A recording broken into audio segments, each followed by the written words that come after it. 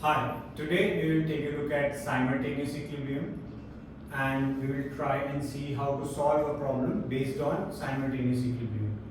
So, simultaneous equilibrium is the case where more than one equilibrium has been established simultaneously and all the equilibriums that have been established have at least one species in common.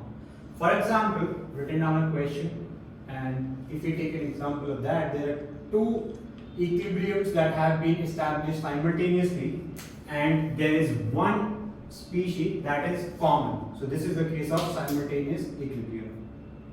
Now, how to solve questions of simultaneous equilibrium? So we'll just solve this question and see what is the approach. So the question that is given to us is 102 gram of solid NH4HS is taken in a 2-liter evacuated flask at 57 degrees Celsius. Following two equilibrium exist simultaneously.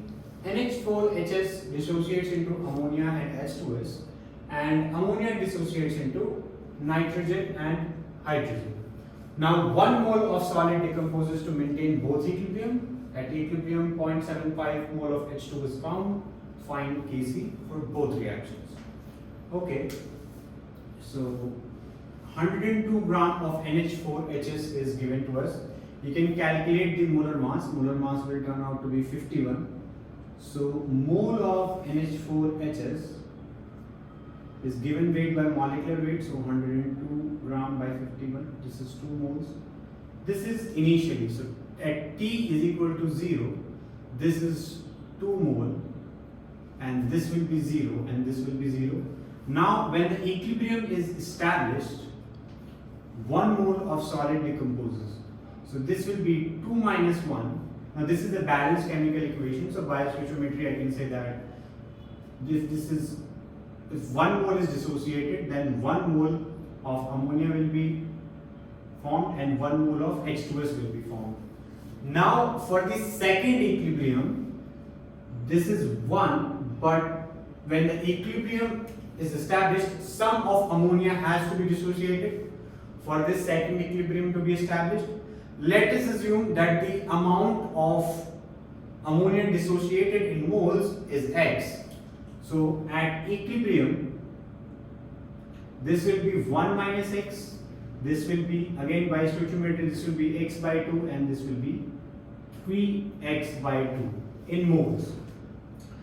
The thing to understand here, the concept of simultaneous equilibrium comes here because whatever we have done so far is basic stoichiometry and chemical equilibrium.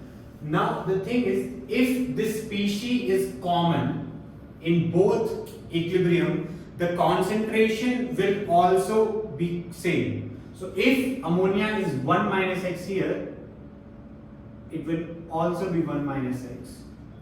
Now 0.75 mole of H2 was found at equilibrium. At equilibrium, 0.75 mole. So hydrogen is 3x by 2.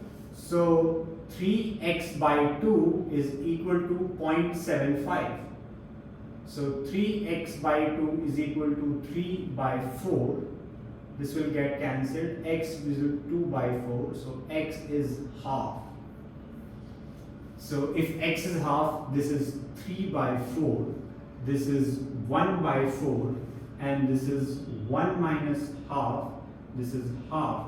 If ammonia is half here, the concentration, as we said, will be same, it will be half here. So now we can find K for both equilibrium. Let's assume this is K1 and this is K2. Then K1 will be concentration of ammonia into concentration of H2S, and we don't have to consider NH4HS because this is a solid. For solid, the value is always taken as 1. So this will be the value of K1. The concentration of ammonia, now ammonia is half moles, but this is moles, this is not concentration. For concentration, we will have to divide it by volume, which is 2 liters. So this will be half divided by 2.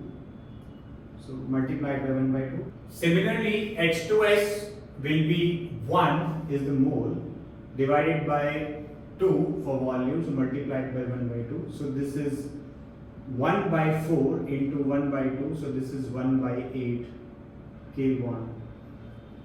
Now similarly for the second equation, if you were to find the K, so this will be N2 concentration raised to the power half H2 raised to the power 3 by 2 divided by concentration of ammonia. Now N2 is 1 by 4 moles divided by 1 by 2, because these are moles we have to convert them into concentration.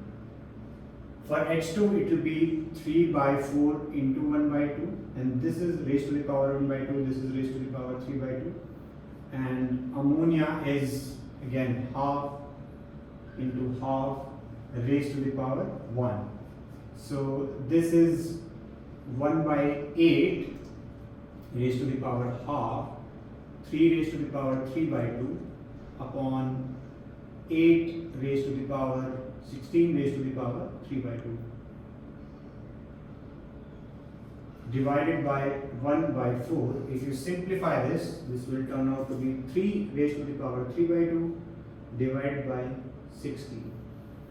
So this is the value of equilibrium constant for first reaction, this is for second reaction. This was what we intended to find. So questions are fairly simple. You have to do all the things that you do for a normal equilibrium question. The only difference is, the only key concept here is to remember that the concentration of the ion of the compound, which is common, the species which is common to all the equilibrium, must be equal.